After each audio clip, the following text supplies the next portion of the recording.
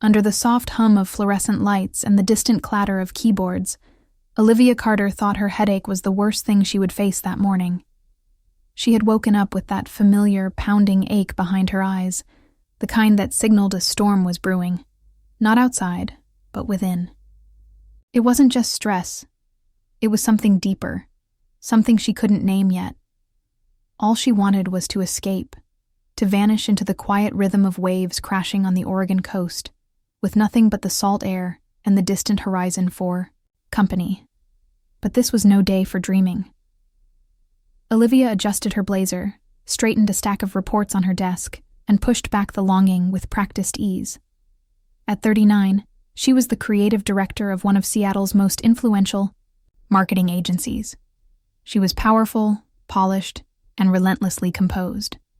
Her husband, Nathan, a pediatric oncologist, was often praised as the embodiment of compassion and brilliance. Together, they looked like the perfect couple, like everything was exactly as it should be, except nothing was. They had tried for years to have a child. At first, it was just casual hope. Then, IVF.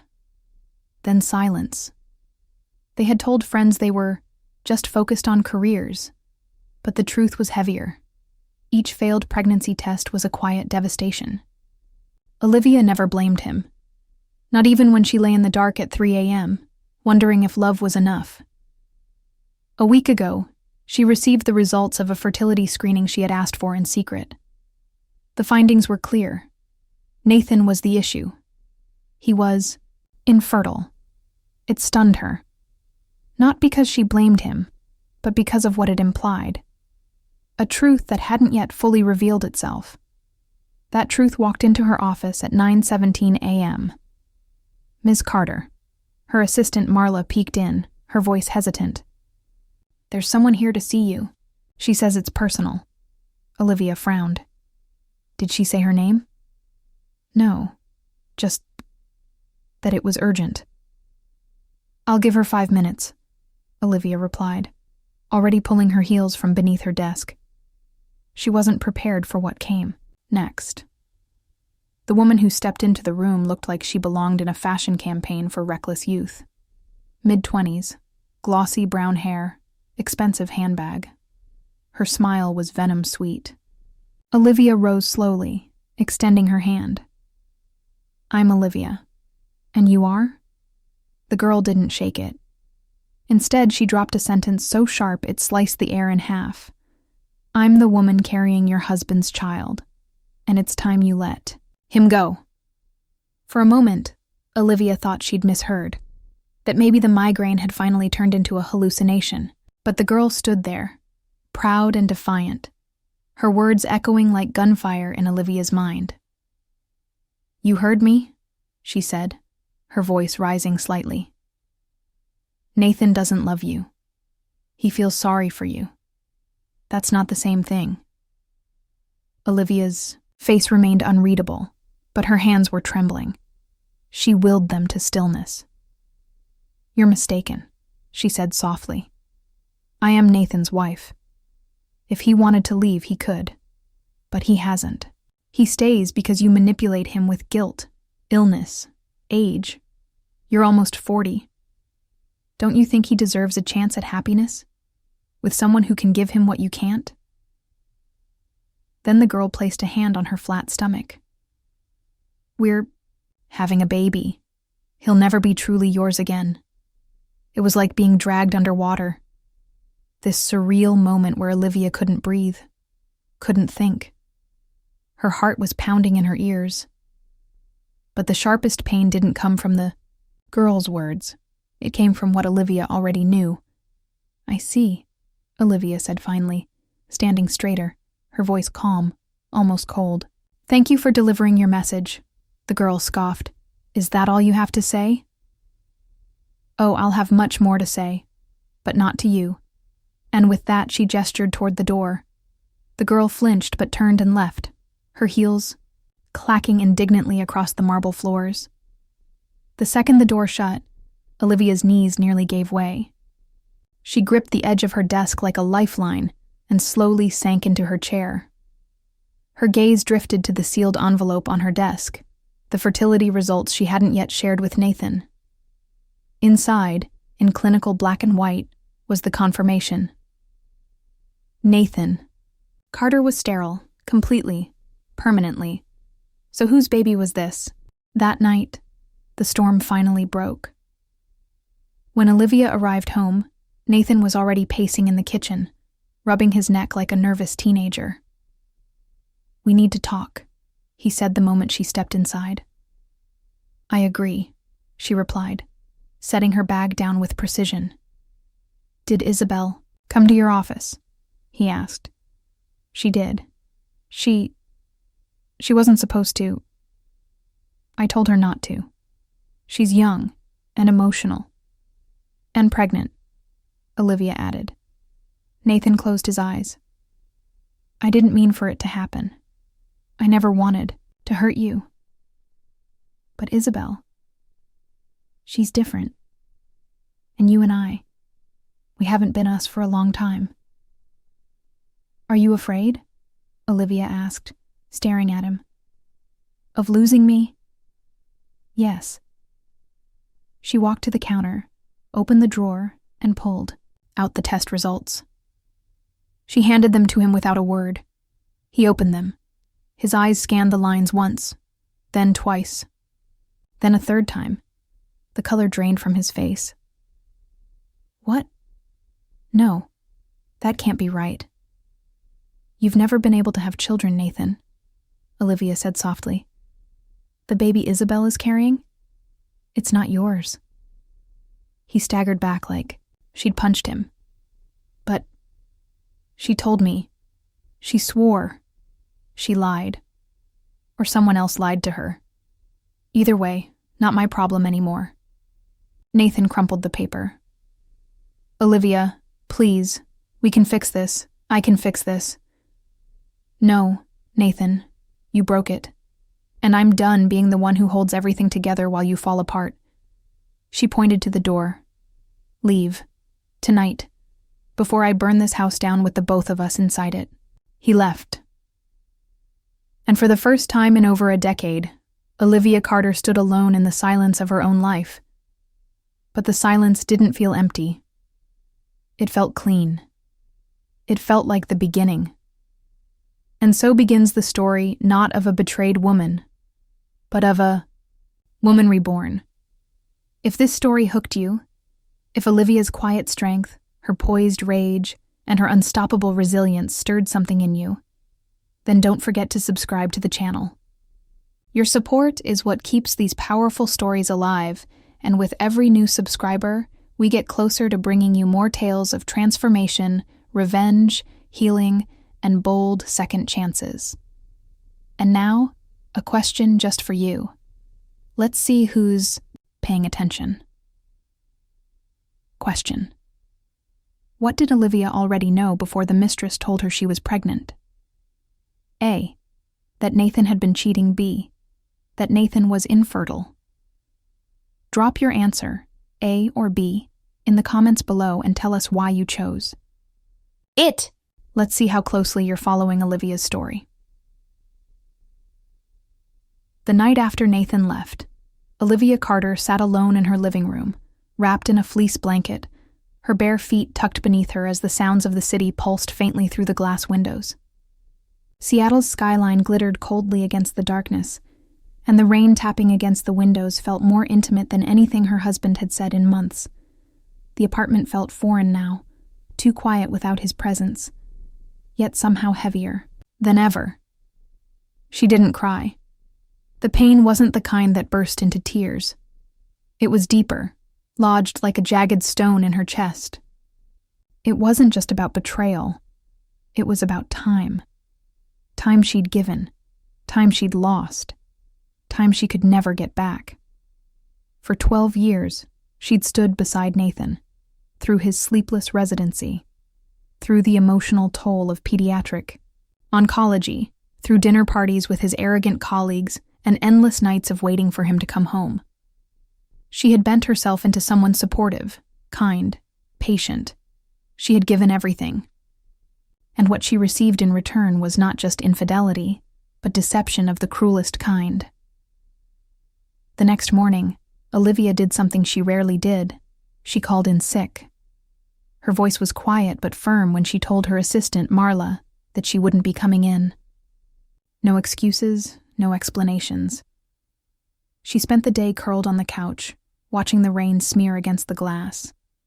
Around noon, she opened her laptop and reread the fertility report again. The words didn't change. Severe oligospermia, less than 1 million sperm ml, spontaneous conception unlikely. IVF success rates 10%. They stared back at her like a final verdict. Olivia couldn't stop wondering.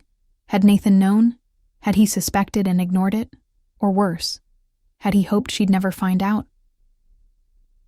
By evening, the fatigue of everything, the confrontation, the collapse of her marriage, the bitter truth of the affair, crashed down on her like a wave.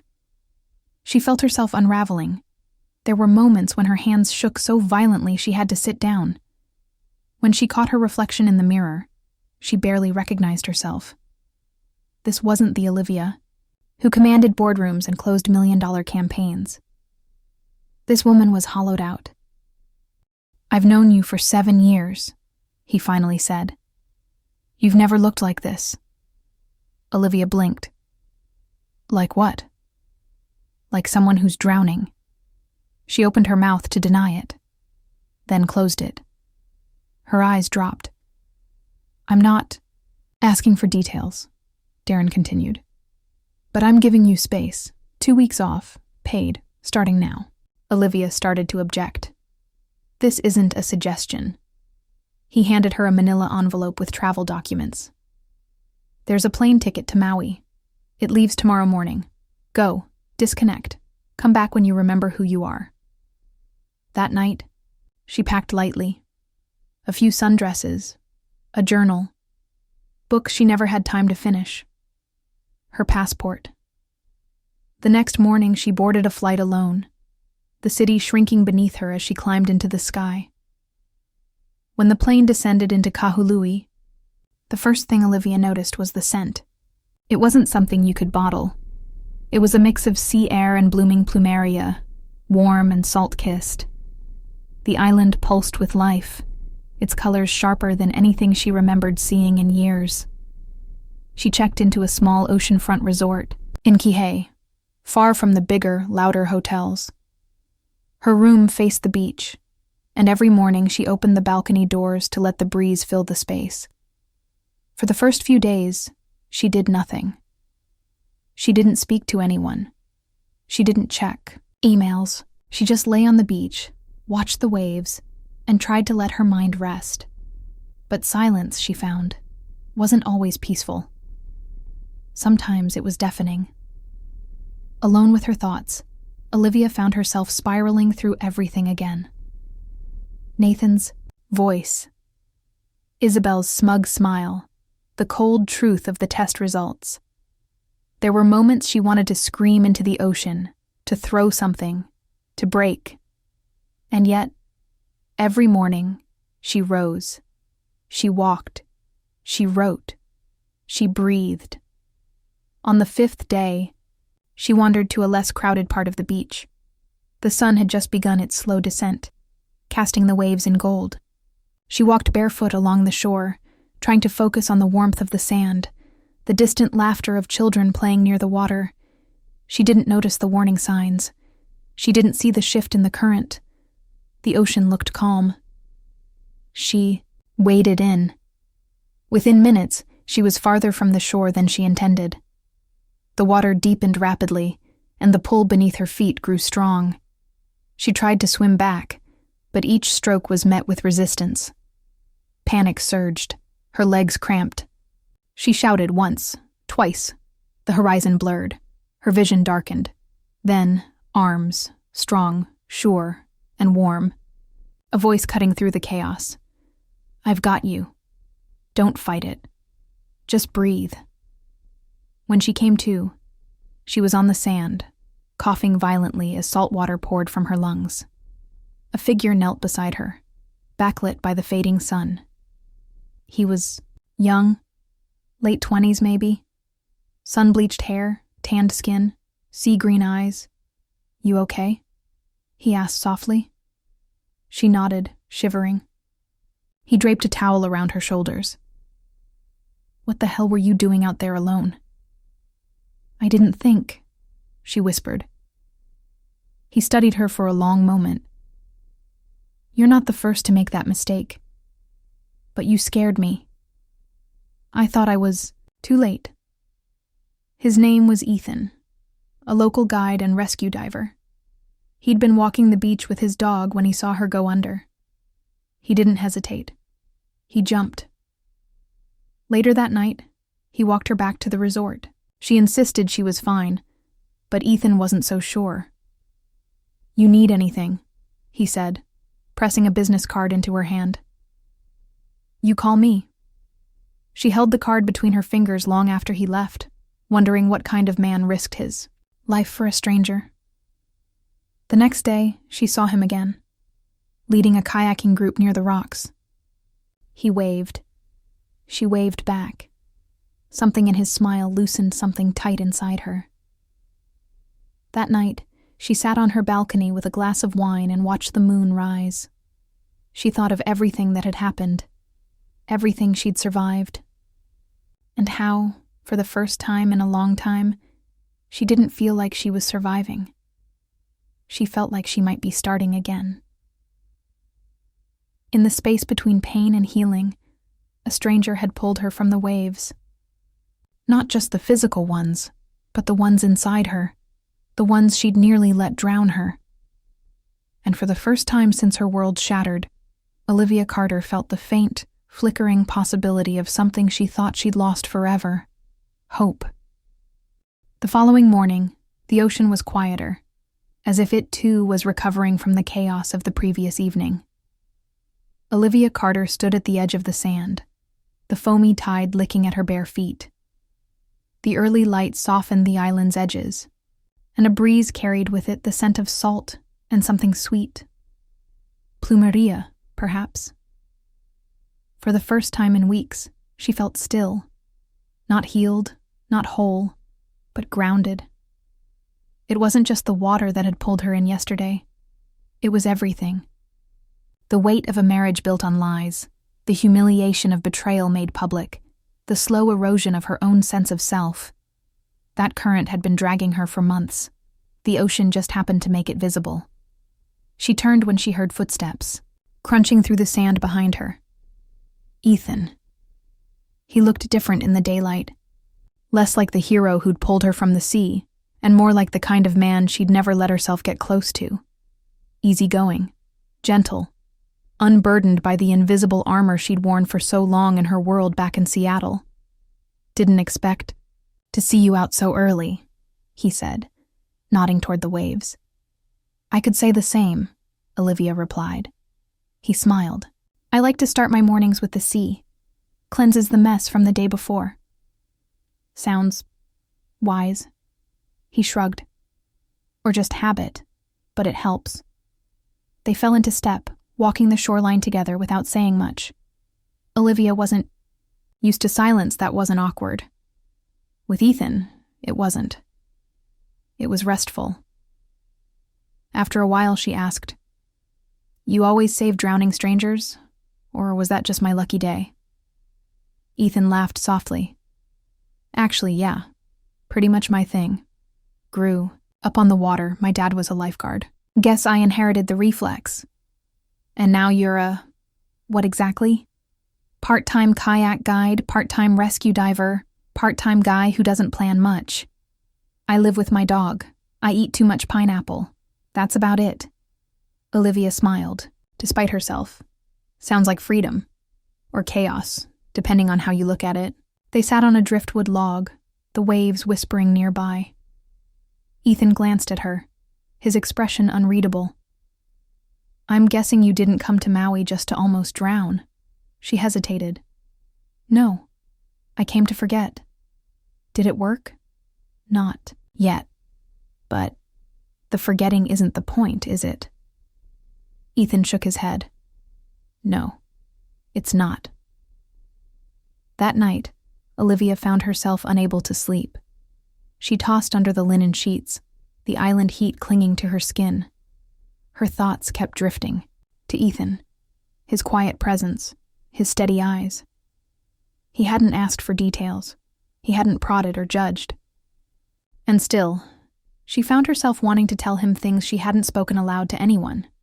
She found him the next morning, setting up kayaks near a cove lined with lava rock.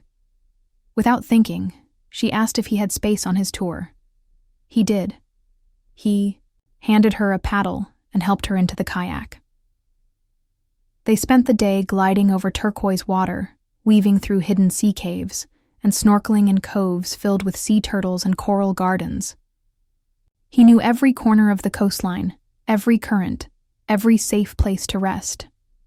Olivia found herself laughing, real, unguarded laughter, for the first time in months. When the tour ended, she lingered. "You ever show these places to people?" "Off the clock?" she asked, surprising herself. Ethan gave her a look that bordered on teasing. "Is this you asking for a private tour?" "This is me asking for a break from being careful." He nodded slowly. "Okay, I know just the spot."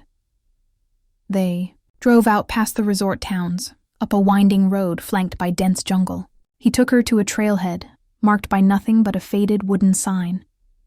They hiked in silence until the trees gave way to a hidden waterfall, cascading into a freshwater pool. Without a word, Ethan stripped to his shorts and dove in. Olivia hesitated, only a moment before following him. The water was cold, shocking, but when she surfaced, gasping and laughing, she felt like something had cracked open inside her. Ethan swam close, his hand brushing hers under the surface. "This place," he said, "is where I come when I forget who I am." "Do you forget often?" "More than I admit. But being here reminds me of the good parts." They sat on a warm rock afterward, drying in the sun, wrapped in towels. "What about you?" Ethan asked. "Who are you when no one's looking?" Olivia was quiet for a long time. Then she said, "I'm someone who's always played by the rules. Someone who's tired of pretending. And I'm terrified that if I stop pretending, there won't be anything real underneath." Ethan reached over and took her hand, not with urgency, but with understanding. "There's plenty real," he said. "You just forgot how to see it." That night, she didn't go back to her room. They didn't talk much. Words weren't needed. It was slow and warm and honest.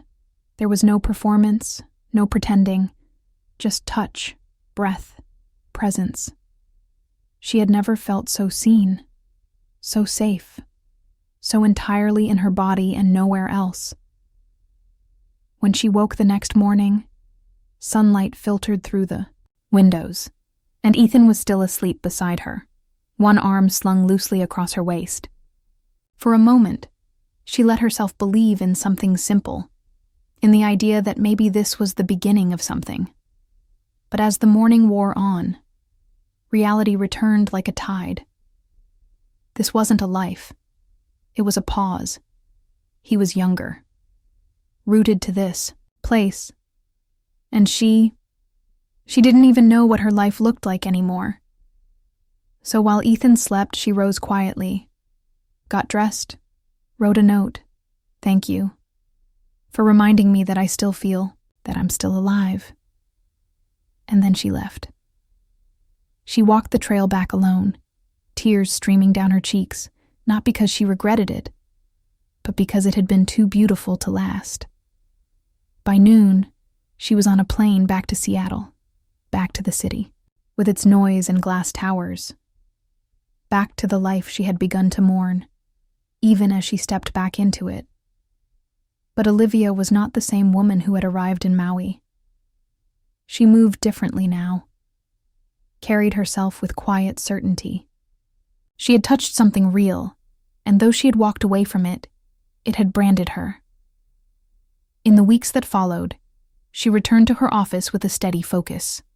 She cleaned out the last of Nathan's belongings from the apartment. She started, attending a women's support group.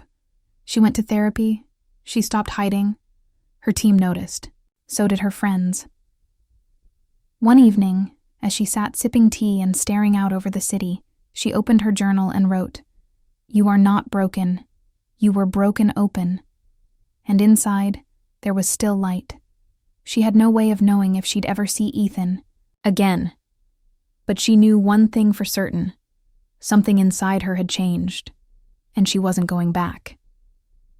The Seattle rain had a way of returning like a ritual, as if the city itself needed to cry on behalf of those who had no more tears left to give.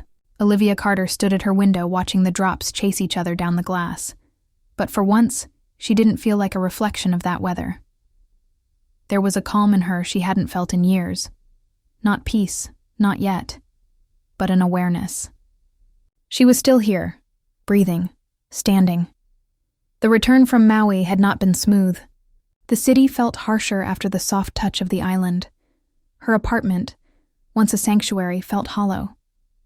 The routines that had once defined her, work, meetings, managing people, being in control, now felt like acts in a play she was no longer committed to. But instead of running from it all, Olivia chose a different path. She chose to rebuild. Her first decision was simple: start with her body. She began running at dawn, even when her muscles ached and her lungs protested. Each mile became a way to reclaim space in her own skin. She hired a therapist, not just for the betrayal, but for everything she'd buried underneath it.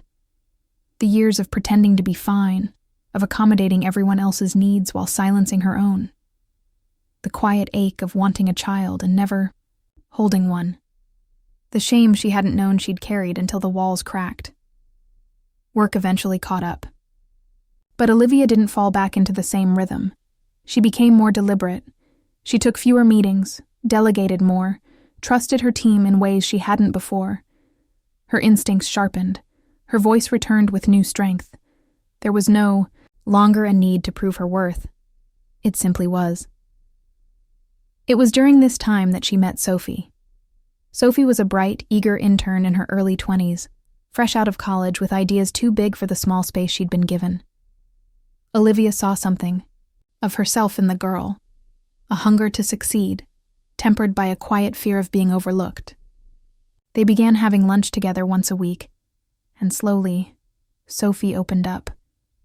"I think my boyfriend's cheating on me," she said one afternoon, her voice barely above a whisper. Olivia didn't flinch. "Why do you think that?" Sophie listed the signs: missed calls, vague excuses, emotional distance. Olivia listened carefully, not interrupting. When Sophie finally asked, "What should I do?" Olivia didn't offer advice. Instead, she asked, "What do you want?" The girl stared at her. No one had asked her that. "You don't need to be sure yet," Olivia added. "But don't spend your life ignoring the questions." A few weeks later, Sophie ended the relationship. She cried in Olivia's office, then hugged her and whispered, "You're the woman I want to become." The work was invigorating. The project centered on redefining what healing looked like. Less about bubble baths and more about boundaries, transformation, reconnection. Olivia poured herself into it. She wrote scripts for promotional videos, curated themes for workshops, designed messaging around wholeness without perfection. But the most unexpected gift came during the launch weekend. The retreat center had a spacious outdoor terrace facing the desert. Red rocks glowing under the setting sun. Guests were arriving, sipping drinks, moving between stations of yoga, meditation, and guided journaling. Olivia stood off to the side, clipboard in hand, when she heard a familiar voice. Still the most grounded person in the room. She turned. Ethan. He stood in jeans and a soft gray shirt, windblown and sun-touched as ever. Her breath caught. He looked different out of the island. Older, somehow. Or maybe it was just that her memory had blurred him into something dreamlike. And now here he was undeniably real. How are you here? She asked, stunned. My sister dragged me, he said, grinning. She's one of the vendors. Said this was a place for transformation. Guess she wasn't wrong. Olivia couldn't find her words. She wasn't prepared. For this. For him. They walked together under the warm Arizona dusk, not saying much at first. Eventually, she broke the silence. I'm sorry I left without saying goodbye. Ethan glanced at her. I figured you had your reasons. I did, she said, but I regret the way I handled it. You gave me something beautiful and I ran from it. You needed space. I get it. I wasn't sure I deserved what you gave me, she said, voice softer now. I had spent so long convincing myself I was broken. You were never broken, he replied. You were just buried, under grief, expectations, fear. They stopped walking. Olivia looked at him. Do you still think of me? Every day, Ethan said without hesitation. Something in her heart cracked, but this time it didn't break. It opened. Later that evening, he met her team, shared a drink, and stayed at her side like he'd never left.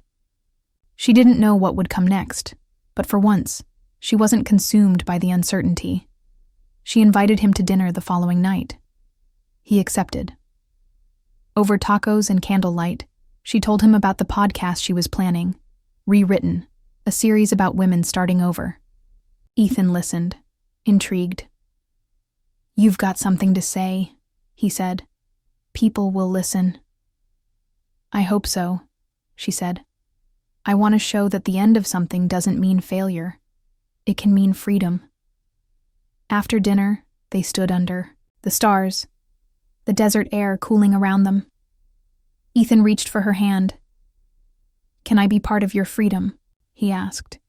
She smiled, not with doubt this time, but with clarity.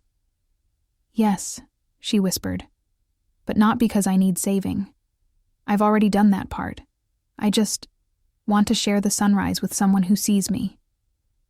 When the retreat ended, Ethan returned to his home near the Pacific Northwest, but this time they didn't drift. They wrote letters, they sent voice memos, they planned small trips, weekends of hiking, kayaking, and simply being. Nathan, too, reappeared. Not physically, but through email and voicemail. His messages were filled with regret.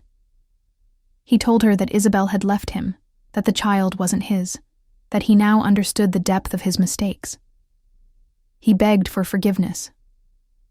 Olivia responded once. She didn't rant or accuse. She wrote, I wish you peace, Nathan, but I am no longer your home. He never contacted her again, and Olivia never felt the need to look back. Instead, she looked forward to what she was building, who she was becoming, and the quiet joy of being seen by someone who met her not at her strongest, but when she had nothing left to prove. She was not a woman scorned. She was a woman rewritten. The late spring sun spilled golden light across the coastline of Big Sur, casting a warm glow on the rugged cliffs and endless ocean below. Olivia Carter stood barefoot on the cool stone terrace of a seaside home, the wind teasing the hem of her soft white dress. Behind her, laughter and the clinking of glasses echoed through the house. But out here, everything was still. Peaceful. She closed her eyes and listened, not to the noise, but to the silence underneath it. It was the kind of silence that doesn't ache, but heals. The kind she had been chasing for years without knowing what it sounded like. Inside, Ethan was talking with her friends. He'd made a habit of blending into every space with an ease that amazed her. Whether he was helping carry chairs, refilling champagne, or gently holding her niece during a teary outburst, he always managed to be exactly what people needed, never demanding space, only offering it. They had arrived at this point slowly, deliberately. There had been no grand declarations, no hurried timelines, just consistent showing up. Phone calls that turned into visits, letters that turned into plans, plans that turned into a life. She hadn't needed Ethan to rescue her. He never tried to. Instead, he met her where she was, and in doing so, gave her permission to be entirely herself. To live, not perform. The decision to marry hadn't been made with fireworks, but with quiet certainty. One morning, while camping beneath a blanket of stars near Lake Chelan, he had turned to her, brushing a stray curl from her cheek, and simply said, "You're home to me." She didn't need to ask for a ring or a ceremony, just the truth, and in that truth, the rest naturally followed. Now, as friends and family gathered inside to celebrate what would soon be their wedding, Olivia took one last moment to be alone. Not to doubt, she had no doubts, but to remember. To thank the version of herself who had sat alone in a dark apartment, holding back tears, who had boarded a plane to Maui with nothing but exhaustion and a silent scream in her chest, who had walked away from love out of fear and then chosen to walk back into it with courage. A soft knock on the terrace door broke her thoughts. It was Abby, her assistant, now one of her closest friends, glowing with pride. "They're ready for you," Abby said, stepping out. "You okay?" Olivia nodded. More than okay. They walked together down the path to the ceremony space, nestled in a garden that overlooked the sea. It was simple, elegant. No extravagance, just the people who mattered and the sky above them. As she walked down the aisle, her gaze locked on Ethan.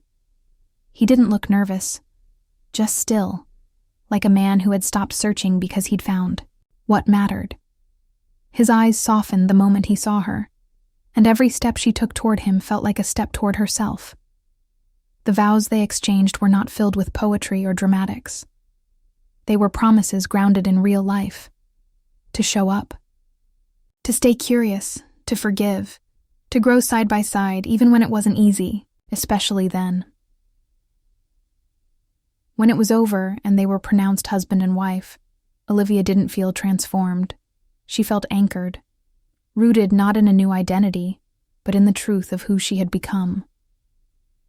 Later that night, after the guests had left, and the candles had burned low, they sat on the porch wrapped in a shared blanket, the Pacific crashing softly in the distance. Olivia laid her head on Ethan's shoulder and exhaled deeply. "Do you think the hardest parts are behind us?" she asked. Ethan thought for a moment, before answering. "I think life will keep handing us hard things, but I also think we're stronger than any of them." She smiled at that. "You're the first person I've ever believed that with." They fell into a comfortable silence, one filled with understanding and breath. 9 months later, Olivia stood in the softly lit nursery of their coastal home, swaying gently with their newborn daughter tucked against her chest. The baby's weight, warm and small, felt like the final chapter of a story she hadn't realized was still being written. Not because a child had completed her, but because this child was born not from desperation or pressure, but from love that had survived the fire. She remembered the moment she found out she was pregnant. She had cried, but not from fear, from awe, from the way life kept giving, even after it had taken so much. Ethan had cried too, holding the ultrasound photo in his calloused hands like it was made of glass. "She's going to know what strength looks like," he had said, "because she'll see it in you every day." Now, in the hush of the nursery, Olivia looked down at her daughter's sleeping face. The world outside pressed on with its noise and chaos. But here, in this room, there was only breath and heartbeat, and the quiet rhythm of something sacred. She whispered to the baby, "You came from courage, from loss, from choosing myself first, even when it hurt." And that, she realized, was the real ending. Not the wedding, not the baby, but this moment of profound peace in the wake of so much wreckage. She had survived betrayal, yes, but more importantly, she had chosen not to become bitter. She had chosen to grow, to begin again.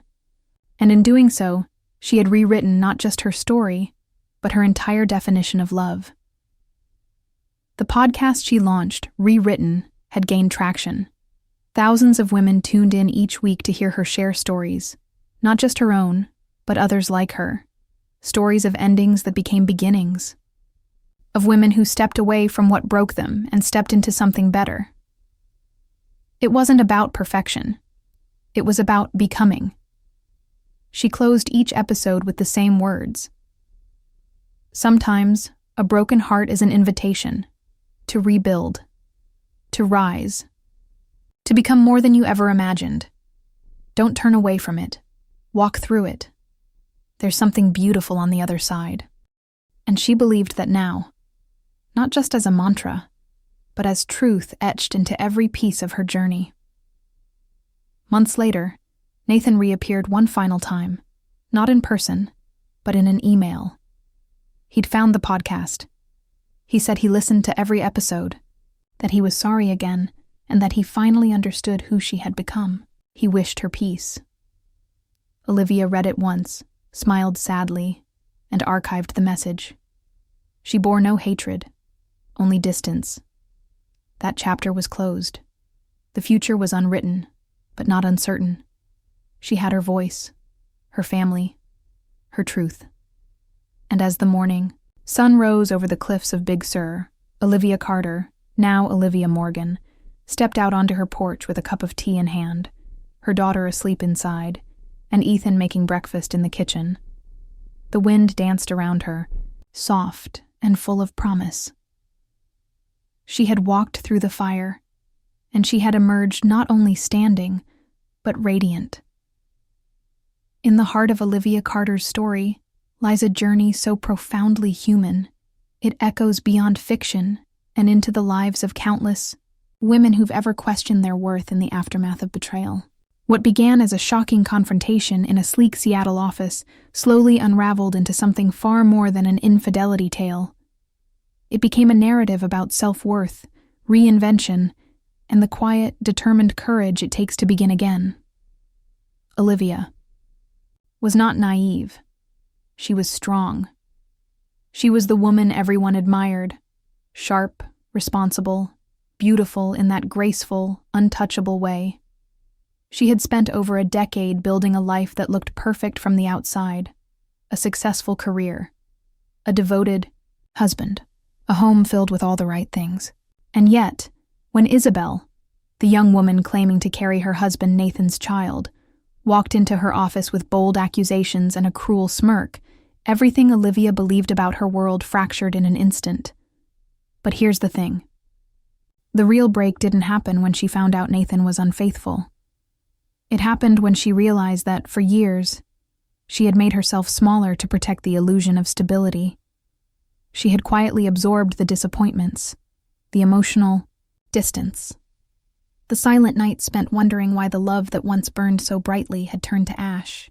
The betrayal was a trigger, but the transformation was already waiting beneath the surface. When she confronted Nathan, not with rage, but with quiet knowing, backed by the truth that he was infertile and that the child he was supposedly having with another woman was never his, Olivia reclaimed her power. She let him go, not because she was weak, but because she had finally remembered what strength really looked like. Not the ability to endure anything, but the wisdom to walk away from what no longer serves your soul. What followed was not a fairy tale, but something even more real. Olivia broke. She unraveled. The cracks were visible. But in that vulnerable space where everything seemed lost, something else emerged, the permission to rediscover herself. Her trip to Maui wasn't just a vacation. It was a resurrection. And in that tropical silence, far from the expectations and polished masks of her everyday life, she met Ethan. A younger man, not just in years but in spirit, wild, free, uncomplicated. He wasn't perfect, but he was honest, present. He didn't fall in love with the polished version of Olivia. He fell for the woman who had just nearly drowned, figuratively and literally. The one who was still figuring it all out. And Olivia, for the first time in years, allowed herself to feel again, to laugh without apology, to be touched without obligation, to be loved without needing to earn it. Still, she walked away. Not because she didn't care, but because in that moment, she needed to prove to herself that she could stand on her own 2 feet again, that she wasn't leaping from one dependency into another, that she could choose her life. Back in Seattle, Olivia didn't go back to being who she was. She began building a new version of herself, one shaped by resilience, shaped by grief, but also deeply shaped by hope. She helped other women through her mentorship of Sophie.